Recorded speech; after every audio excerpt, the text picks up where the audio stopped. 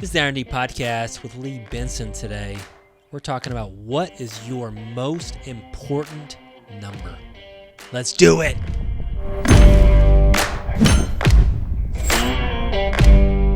What's up? This is Brett Snodgrass with another episode of the R&D Podcast. I got Lee Benson on the podcast episode with me today. What's going on, Lee? Hey, good to be here. Yeah, man, super excited to have you on the show. Best-selling author, business, entrepreneur. You've had a lot of success in your life, man. And as I was kind of going through your bio, you've built a company from 3 to 500 employees with 15 consecutive years of 20% compounded average annual growth. You founded Execute to Win, which we're really going to be talking about today, which really is just advising many high-growth companies and entrepreneurs to uncover their most important number to ensure growth and success. You're a best-selling author, 2 times Wall Street Journal best-selling author, with the most important number in the value creation kid, which I love kids. I'm a family man, so I'm going to talk about that a little bit today. But man, you are the real deal. You know how to grow and to scale, it sounds like, right? Where did you learn this from, Lee? Is this just hard Well, knocks or? in a way, somebody said something this morning is perfect. It's like there are no hacks, do the work. Mm, And you could say, hey, this is my, 40, 50-year overnight success story, if you will. These aren't things that just happen. And, over the years in different companies, I've gone through hiring thousands of team members, and I've had a few say exactly that. How come this doesn't just happen for me?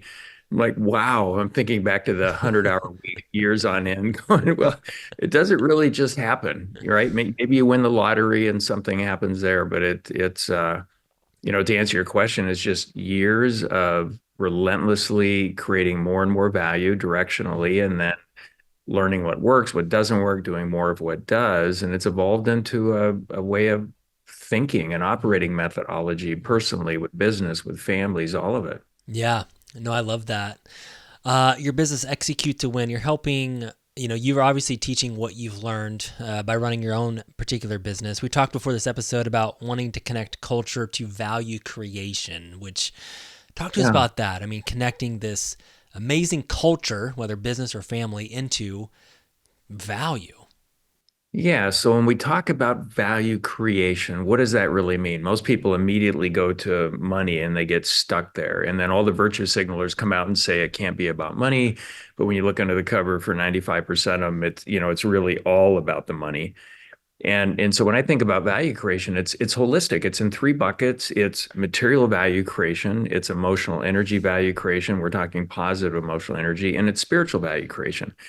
So I think all 3 have to be in balance, and they're each things to be cultivated, and they're necessary going through. And so how do we get organizations to operate that way? And when they're talking to team members, hey, we're having this impact on the world, whether it's for profit or nonprofit, and we were able to do it with this amount of resources, help us cultivate even more value creation in the material bucket, so we have more resources to have a bigger impact on the spiritual side. And in the context of organizations, I think about spirituality as being its connectedness. It's the larger group. It's how we care for each other. It's the community, the strength of that we're building. And they get that. It's more of a complete answer. And that third bucket, positive emotional energy, I think, at least in my view, it's the scarcest commodity on the planet. It's not time, it's positive emotional energy. When it's running a 9 or 10 on a scale from 1 to 10, doesn't matter what happens. You can plow through it. You can do anything. When it's on 1 or 2, you might get a flat tire and have it run your week, right?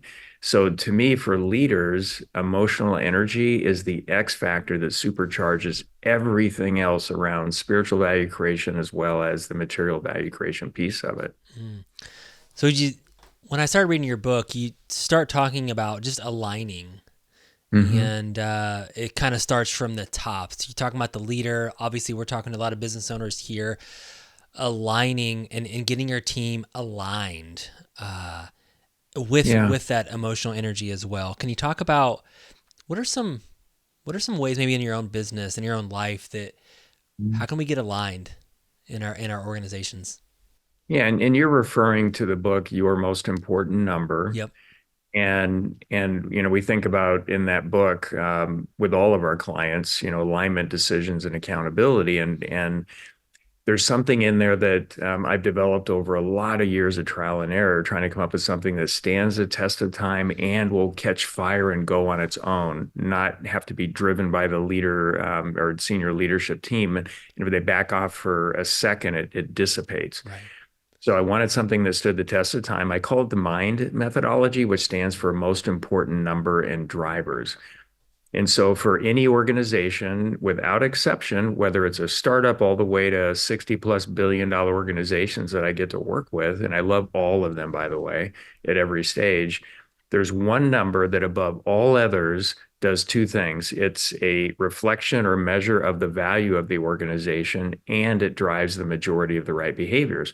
So in the for-profit world, it's usually some version of profit, unless you're capital intensive, then Mm-hmm. it probably would be cash flow. Mm-hmm. And then as you cascade from the top out to the front line, every single team will have a most important number that does the same thing. You still may measure lots of things, but you have to run those measures, the additional measures, through the filter of how are these measures helping us make better decisions to improve our most important number.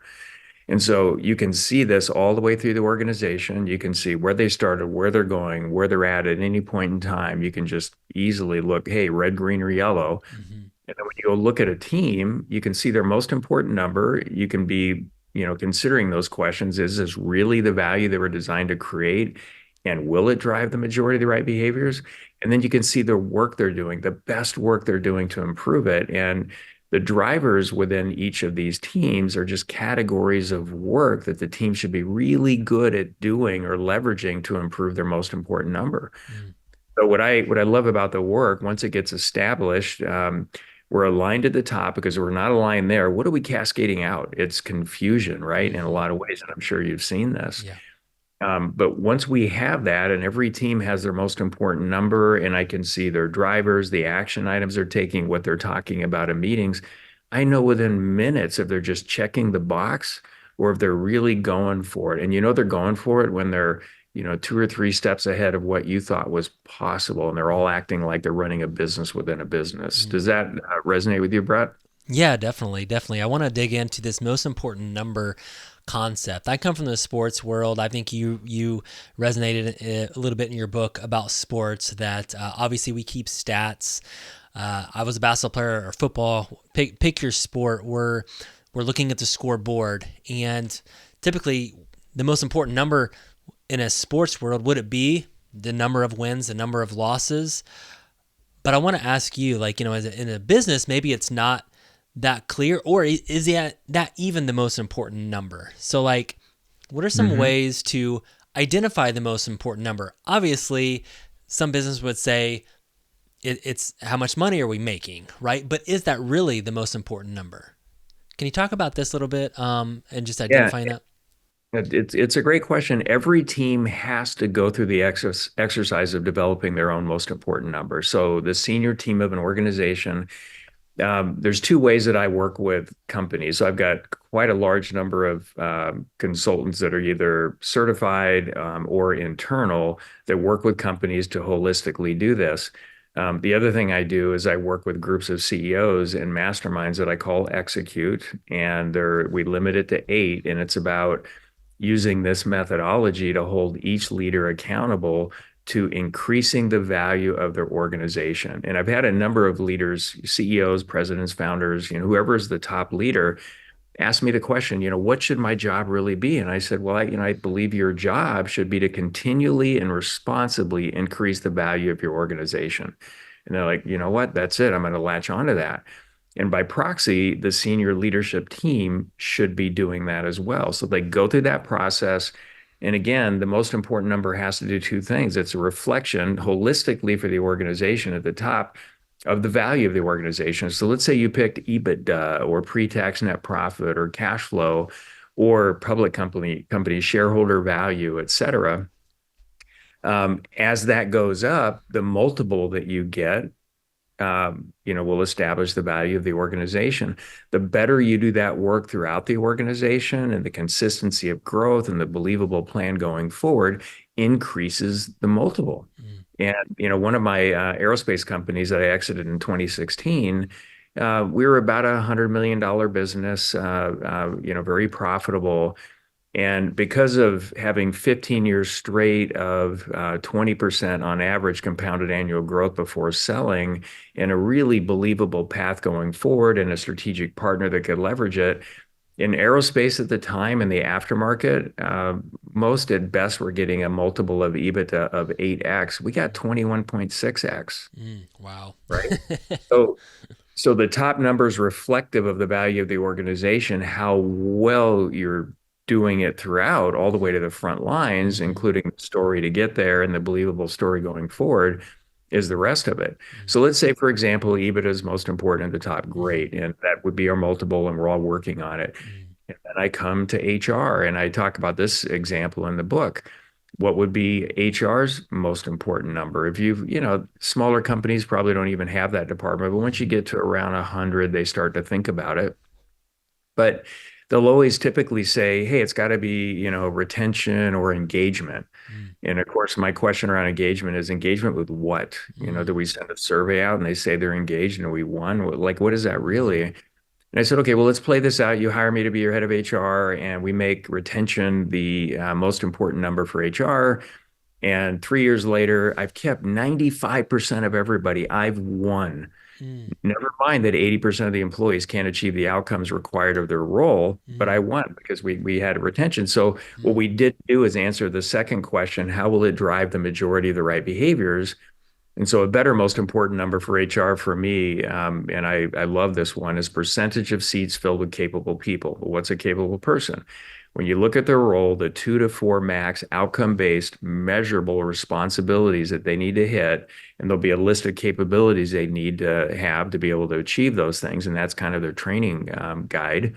They're either delivering or over delivering. Now they're capable. If they're under delivering, they're not capable. So we look at it, and all roles aren't created equal. A senior leader that's not capable can create a lot of negative value creation within an organization, whereas a frontline team member maybe not as much.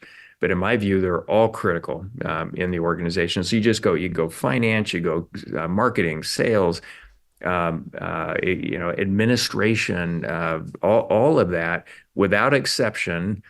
In most cases, they'll say, well, we can't do that. There's no way there's one. There's always one when you go through the process. Mm.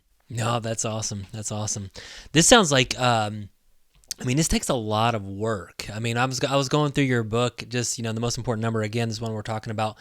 Uh, it just the strategy and the time that it takes. And what do you say? A lot of times there's a difference between this strategy and planning. So sometimes I work with a lot of young, not young, but just they don't have a huge team, right? They might have 5, 6, 7, 10 members, um, Mhm. and they do some planning, and maybe they'll pull a number out. But strategies, I mean, you're really digging into some of the strategy going into the sports world, like, what's the strategy we're going to do here? Mhm. And what does that look like for organizations, even smaller, talk maybe even the smaller organizations, because I know you also work with them, but like, what does strategy look like or rhythms? What does that look like in your vision with your business owners? The thing that's most important to me is that we don't make it an academic exercise. Oh, here's this template. We're going to go through all this stuff. And I'll look at these things and go, oh my gosh, you really literally wasted 95% of your time going through it. Yeah. And if you do this right, I mean, you said, hey, this looks like a lot of work. It's actually a whole lot less work when you go through it. Mm, In the book or the chapter in your most important number on strategy, one of the things I say right in the beginning of the chapter is, hey, you've completed your strategy. Congratulations, you're 3% of the way there because 97% is going to be executing on it. And one of my maxims is do less better. And every organization, without exception, I don't care how big they are, within one business unit, whether it's a startup, 5 employees, 100 employees, it doesn't matter. There's typically only 2 to 4 things that drive 80+% of the value they create. And so I always like to ask the question, well, how well are we doing those two to four things to drive the value? And it's never as good as we can think of. Hmm. But interestingly, they go through the strategy process and they're doing 15 or 20 other things that collectively won't create as much value often as one of the two to four things. Mm. Well, how about we get that right? And we're doing it as well as we can before we start bolting other things on. So it can be a lot less work. Mm. I believe we should simplify complexity, but it seems like a lot of folks like to make complexity impossible and go the other direction. What Mm. is that? How does that land on you, Brett? Yes, I love. I mean, our our business is actually called Simple Quarters. We're a real estate firm, and we're always trying to simplify. Right. Our mantra is to have a simple and seamless real estate experience for everybody, for all. Right. So even in my business, I'm always trying to say, hey, how do you make this simpler? Sometimes it looks like it seems like you're an operator. You thrive with operations. A lot of the guys that I talk to are more idea. I think you're an idea guy too, but visionaries, they struggle with the operations, so they never even get to putting things in place. But the whole operations thing is, it takes a little bit of work to do that. But once it gets in place, your life in business is a lot simpler at the end of the day, right? Yeah, to that point, at least in my view, it's never a set it and forget it exercise. It Mm-hmm. just isn't. And why can't we make executing on strategy fun and engaging? I mean, it should be hard, energizing work. It shouldn't be arduous. It should be fun. Yeah. So I struggle when people say, well, I'm the visionary and I don't do Right. those kind of things. And we've got all these gurus out there saying, oh, you're in this box or that box. Mm-hmm. I'm like, no, this is your business. Yeah. It's designed or should be designed to create value in the world. What does it need next from you to take the next step to create the most value as an organization? Mm-hmm. I'm not big on these boxes at all. In fact, Mm-hmm. I'm not high on most of the business gurus out there Mm-hmm. because I get why they're doing it. And Mm-hmm. I get other operating methodologies that are teaching new languages to try to make it sticky and scale and do Mm-hmm. all of it. I like to look at each individual business. How is it designed to create value, and what do you need to be doing next as the leader, the top Mm-hmm. leader? And it needs to be whatever it is. Yeah, yeah, yeah. I get it. I mean, I love that. This is your business, and sometimes you have to do things that are a little bit more difficult, that are, right, for you. No, I love that. We're talking about building teams, building organizations in culture. You talk about this emotional element. I also see businesses struggle with accountability, where okay, you have some of these targets, but now struggling to keep people accountable, but also having this culture, right? There, and can you talk a little bit about that? Because in one of your chapters, you even said performance reviews people love. I mean, how do you develop that? You got this culture, but you got accountability, and people are getting reviewed for their performance. Talk to us about what that looks like. Yeah, that's such a big question. Well, first, we call them in our mind methodology performance snapshots because when you sit down with a team member, and we like to do these snapshots with their team around them, so we get feedback from everyone Mm-hmm. live. We don't want to go through the process of 360 reviews. Everybody does a review. You do it on yourself. Your boss does it. You collect all the data. You all get together. What a monumental waste of time, in my view. You can do it so much more effectively by sitting in the room and saying, okay, how did you contribute to our most important number for the team? Mm-hmm. What did you do well? What needs to be improved? We talk about that. And then for your role in the very specific measurable outcome-based responsibilities you have, how well did you do that? Talk about that. What needs to be improved? What did you do well, et cetera? And then culture. What are the cultural alignment tools around mission, behaviors, leadership traits, et cetera?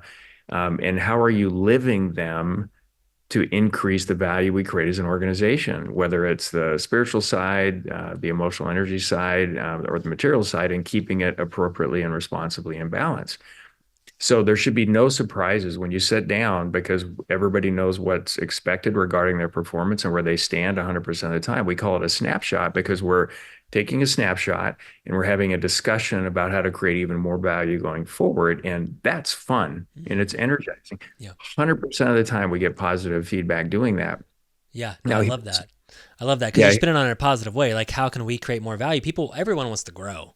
Like, we all don't want to stay the same. We all want to grow in some areas of our life. So if we look at that instead of being like, oh, what are they going to say negative about me? And that's a downer, obviously. yeah. Or I mean, and what's typical is they don't really communicate. One side, the leadership side is frustrated but not saying anything. The other side thinks they're doing an okay job, and the leader hasn't been clear about what they need to be accomplishing. And Mm-hmm. then the review happens, and everybody gets frustrated. Well, no wonder everybody should know what's expected and where they stand 100% of the time.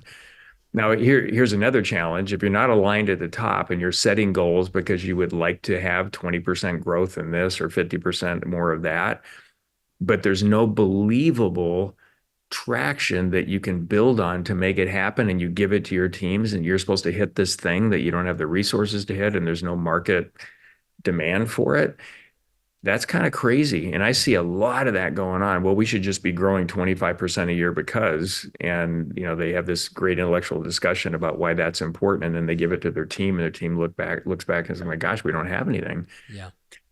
So alignment at the top, something believable based on provable traction in the marketplace. And then let's continually improve. I think doing everybody's job is continually improving Mm-hmm. every day. It's part of it. But then you have the strategy piece. And what are I don't know, for each team, 2 to 4, max 5, maybe strategic initiatives you're going to take on. And by definition, a strategic initiative is something that when you put it in place or do that thing, it's going to cause a step change in improvements over what you were doing in the past. Mm-hmm. That's the definition of a strategic initiative. And I've worked with some billion-dollar plus companies with well over 100 strategic initiatives when I start working with them, and I get the decks and then I categorize them. First category is here are the things that will make a step change in improving results. And here are the things that should be in the category of please do your job. And if they have 120, it's not uncommon to only have about 16 strategic initiatives, and all the rest of them are please do your job. And they all laugh like, yeah, you're right. It's almost like they felt like they had to sound smart in putting the decks together. And No. then we focus it on those 1, 2, 3, 4 things that create the most value for the organization. And lo and behold, the results 100% of the time get significantly better, regardless of the size of the organization, especially in the startup world. No, I love For that. business. I love that.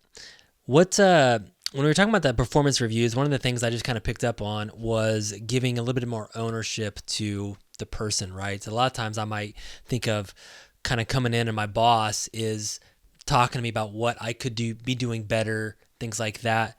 But how big is just developing that culture with the team members having some ownership of their number? I mean, do you have some of that collaboration with their team members about, them coming up with the important things and the priorities and in that and then, just kind of owning some of these different values and growth? Well, 100%. Yeah, I look at small and medium-sized companies, and this applies to really any type of organization. And do you have a command and control for the benefit of a really small control group? It could be one owner, two owners, three owners, and everybody's doing what they're told? Or do you have an organization where everything is about what's best for the entity because that will be what's best for everyone? Mm, And ideally, and we're showing everybody everything, all the numbers, all of it, so they can actually see the bullseye because in the mm-hmm, other scenario, they can't see the bullseye, but we expect them to hit it and we get frustrated when they don't. But when they can see the bullseye and every decision, every action is all about increasing the value of the organization, what's best for the entity, then people start acting like the CEO of their own role. They're running, they're going for it, right? When you're small, you can stay in touch with all of it. But even when you're small, it's nice to have them running with everything mm-hmm, so you can do as the top leader or anybody in the organization much more higher value things with the time that you have available. mm-hmm. I love that because you kind of laid out giving them everything. I mean, do you show everything to the team? And that obviously helps know where the entity's at, where the team's at, because a lot of times, especially small businesses, the team doesn't really know. And if you have to do certain things, they think about their own individual pay, and it just kind of gets wonky. But if you set the vision, because a lot of times the team member just thinks that the business owner is just making all the money. But if you show it, and then that comment it paints the picture, obviously. So, In every business I've ever had, I've showed everybody everything, even with over 500 employees in the aerospace business that I exited. Everybody got all the financials every month as much as you wanted. For those that didn't understand debits and credits and offsetting inventory, et cetera, we would give them a plain English version of mm-hmm, the detailed trial balance. You mm-hmm, use 5 pencils, 10 pens, 4 rolls of tape, et cetera. mm-hmm, So they could look at that and say, oh my gosh, we're not using this stuff wisely and make changes. Again, if we don't show them the bullseye, how are they supposed to hit it? But there's some foundational things that need to be put in place, and you'll never get this perfect, but when it comes to compensation and base wages, everybody should be paid fairly relative to each other, mm-hmm, including the top leader in the company, based on the value they create. mm-hmm, Again, what's best for the entity, so we can see that. And I always set the bonuses up to incentivize back to driving behavior. How do we get everybody to help everybody else in the organization earn another dollar of profit for the company and improve emotional energy and community, strength and all of that? So I would say, payroll was $100,000 and bonus was $10,000 mm-hmm, that month based on their percentage of profit. Then everybody got a 10% bonus, whether you made 100,000 a year, $15 an hour, it really doesn't matter. Now we're all in the game. So you kind of have to get that right. mm-hmm. But even on the pay side, I would let everybody see what everybody makes. Wow. We're supposed to be fair. If you want to Yeah. make more money, now you can see exactly what you need to do to contribute to making that happen. Wow. And it's super objective, Mm-hmm. not, oh, the boss feels great, I'm going to give out a bunch of money and they feel Right. good about it. And then half the employees are upset, like they don't appreciate what I do. It's like, Yeah. no, it's your fault as a leader. You didn't create the conditions to drive the right behaviors and show them where to sink their teeth into how to earn even more money if that's important to them, and improve emotional energy and strengthen the community within your organization and external Mm. team members too. Yeah. Awesome. Hey, before we just dive into the book Value Creation Kid, last thing, your mantra, obviously, in your business, execute to win. Uh, I think a lot of business owners love to plan and cast execution sometimes is where the struggle at. You obviously, build this strategy around execution. Can you talk about, there was a book I read, a few years ago, The 4 Laws of Execution, something like that. Like, not a lot of books about execution, a lot of books about planning. Talk about execution just to our audience. Because we can have a good plan, but difficult to Yeah. execute it. We can want to work out and want to lose weight, but tough to do, right? Yeah. I've kind of landed on, you have to love the execution piece of it equally as much as you love the planning, strategic planning, whatever you want to call it, piece of it. Like they have to tie together. And as part of planning, strategic planning, whatever you want to call it, what's right for your organization, it has to be in balance, and executing has to be part of the strategic plan. Like, how are we actually going to do this? How are we going to cascade the strategic initiatives appropriately, be able to see them, follow up on them? So that's right. That's where I land. And most like planning because it's so fun to talk about way Mm-hmm. more than executing. And then Mm-hmm. they get frustrated when it doesn't happen. And I go like, well, why are you acting like a victim? Because you did this. You Right. decided to structure your world this way. Mm-hmm. And then there's some that love the executing way more than the planning, and they run off doing all kinds of things that are And just disconnected. do, yeah. Mm-hmm. And so let's find that perfect balance, of loving both equally and make execution fun when it comes Mm-hmm. to the organization, and tie it to holistic value creation, Mm-hmm. material, emotional energy, and spiritual. And the last thing I'll say about that is most companies don't have a definition of what it means to be a leader in their company. They just don't. And the one that I like to land on, and this isn't about leadership traits, trust, and all the other stuff that goes with it, but leaders, they get results and they foster an environment where every team member is intrinsically motivated and empowered to create more value over time. Mm-hmm. That's the definition of being a leader in an Mm-hmm. organization that resonates with me and I think should really be everywhere. And the biggest challenges in the world are being caused right now by a lack of capable leadership that Mm-hmm. don't understand that. Yeah. No, thank you. I love that. This perfect balance between planning, strategy, and execution. So thank you. Thanks, Lee, for really just talking about awesome book, your most important number. I want to talk about the value creation kid. Obviously, you've taken some of these different things, putting them into the home, the family. This is a book that I have not personally read yet. Can you talk to us about this? Like why this book's probably a different industry, obviously. Talk to us about value creation kid, what it's about. Well, it's still connected to value creation. And, the short version is fix the kids, fix the world. Mm. I'm 62, and when I age out, whether it's 10 years, 30 years, 40 years, I have no idea. I want it to be an amazing world to interact in, for my friends, my family, the business team members that I have, all of that. And if we don't get it right, even though I love dystopian future movies, I don't want to live in one. I don't want it to be Mad Max. I mean, I'll have a cool car and a nice outfit, right? Mm-hmm. If that happens. So I want to get to the kids even before they get to kindergarten, because the purpose of an education should be to create value in the world and not get a good grade, get a diploma, get a degree, get a job. In the current environment, kids are mostly doing what they think they're supposed to do. Mm. And adults are doing that too, instead of creating the environment where they're discovering what they're meant to do going forward.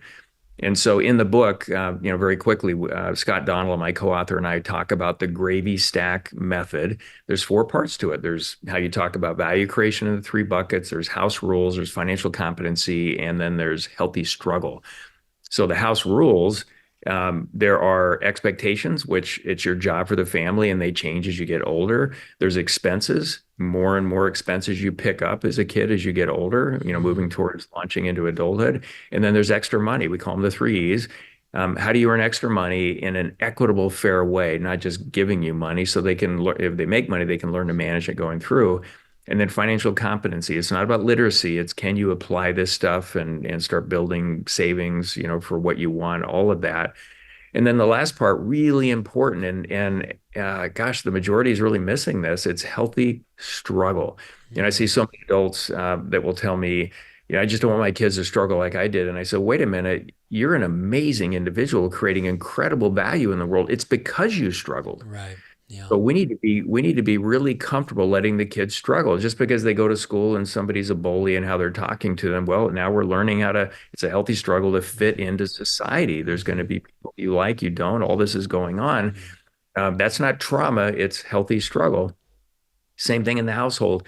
It's like putting them in we train employees to create more and more value over time. You start them out and you've got them marching down this road. And there's tons of examples in the book, Value Creation Kid, the healthy struggles your children need to succeed to kind of walk through that process. And they could start at any age. The Mm-hmm. book's for parents.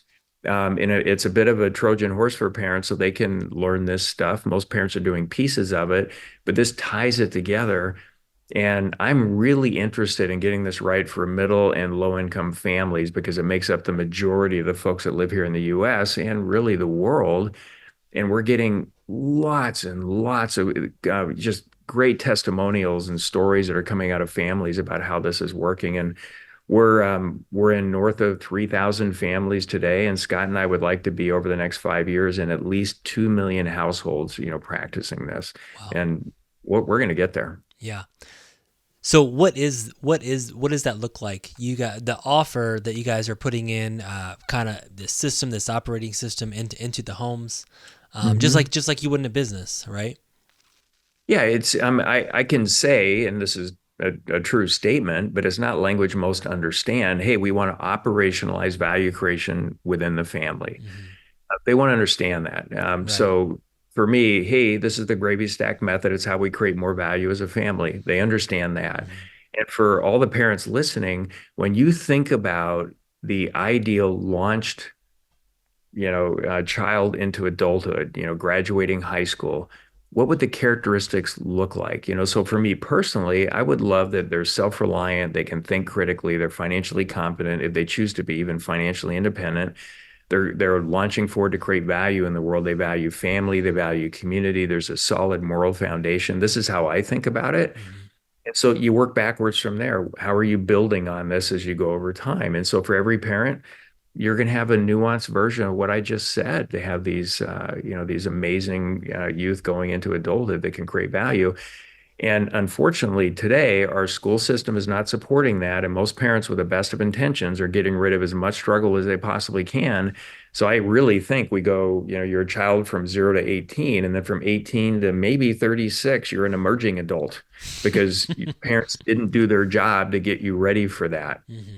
No, So yeah, that's the whole premise of the book. And there's an audio version of that book as well as the other book. And awesome. uh, That sounds amazing. I mean, I love I love just the correlation between business and family. And I think even business owners, I mean, we don't do what we're doing in business even with our family. Like typically we're not even planning and executing. There's no strategy at all to it. Can you give it just a couple of examples? You talk about some of the healthy struggles. Talk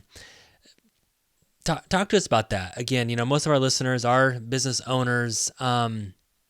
And maybe they're a little bit more well off. So yeah, there's definitely very comfortable living with their kids. Is there some examples, one or two healthy struggles that you can offer our audience? Yeah, in the book, we talk about this value creation cycle. And so you identify a capability you want, and then you struggle to get the capability. And then that builds your self-esteem. You don't stop there, you use it to actually create value, and then you keep going. So for me as a kid, and I talk about it in the last couple of chapters in the book, I started my journey for 25 cents an hour at 6, 7 years old, pulling weeds from a neighbor that asked me that wasn't friend or family.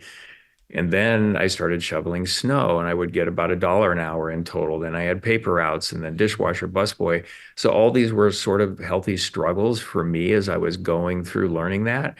And then in the 1980s, I played rock and roll in a band and I played over 1,000 nights. And that's how I made most of my money in the 80s. Mm-hmm. That was like having a business. And then I started my first business early 90s. I'm on my seventh company. I've started from scratch. I'm starting another one next month. Mm-hmm. I just keep taking bigger and bigger steps. And so that's how you think about it, with the kids. And, starting out, the struggle could be, hey, look, every day you need to make your bed and brush your teeth. Mm-hmm. Yeah. Like, I don't want to, but I'm doing it. And wow, we have so many cool stories. I wish we had another 3 hours. I could share them with you. No, I love that. But you've, again, even throughout your life, you are constantly, getting out there, getting uncomfortable. And the same thing. I mean, the whole 25-cent pulling weeds is very similar to now starting a new business. But, and then the cool thing is you're taking all of the skills with you. I think I learned that from, I'm going to butcher it, but, I learned that is like you always take the skills that you learn with you. You don't just say, "Oh, I learned Spanish. I'm not going to use that anymore." Right? You take this stuff with you. Well, build on it. It's a value creation journey. Yep. Keep building on it. And what I would suggest to anybody listening to this is learn to trust the struggle. If you're a business owner at any stage and it's really hard, don't act like a victim. This is your healthy struggle you have to go through so you can weather that better next time it comes around and leverage all this stuff. Same thing with the kids, same thing with adults in the world, whether you're working for somebody, you're on a team, or you're leading the team. Learn to trust the struggle I have. There's actually a warm feeling inside when it's really hard when I'm working with clients because I own the results too. I'm helping them install this stuff, but I'm there with equal ideas as a brain in the room to really help move the needle forward. And when it's hard, it's like it's supposed to be everybody settle down. Right? It's supposed to be hard. Choose your hard. That's what I always say. Yeah, choose your hard. Being I broke's love that. hard. Being running a business is hard. It's all hard. So. Love that. I use that. Thank you. Yeah. Well, sounds good. Well, this is Lee Benson. Thank you so much for being on the Iron Deep podcast today. Make sure if you're tuning in, get Lee's books, Your Most Important Number and Value Creation Kid. I've already read Most Important Number. I'm definitely going to get the Value Creation Kid, something I'm working on with. But if someone wants to know just more information about you, Lee, where do they go? How do they get involved with your organization, Execute to Win?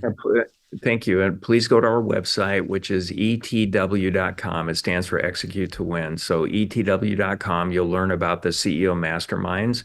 Maybe you want to be part of something like that. You can find the books there. You can learn how to implement this in your organization.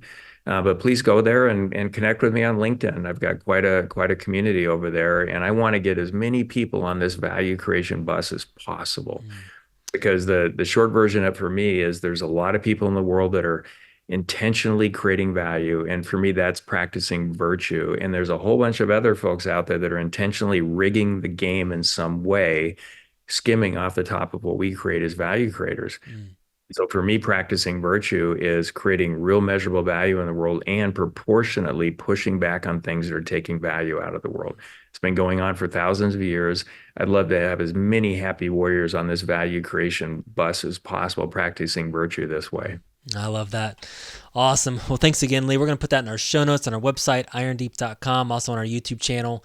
And this is a wrap with Lee Benson. Thanks so much, buddy. Thank you, Brett.